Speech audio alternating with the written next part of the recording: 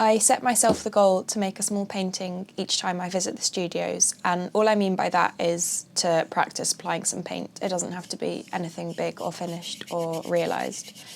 But to help with that, I've been trying to keep my eyes open for interesting textures and colour combinations whenever I'm out.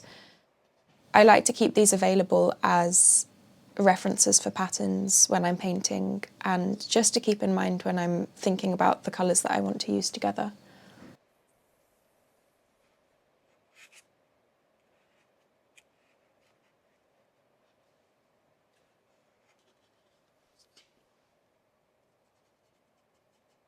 I'm hoping that by having painting as a regular output in the studio that exists alongside the rest of my practice, I can stop focusing so much on each painting individually and see it more as a process that helps me to form connections between other things that I'm thinking about.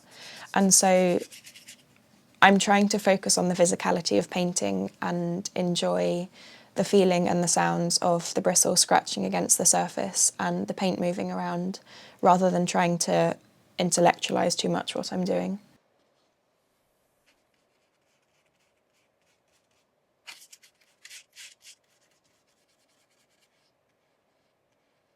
I'm going to try and prepare some different surfaces that I can paint on that already give me some sort of starting point.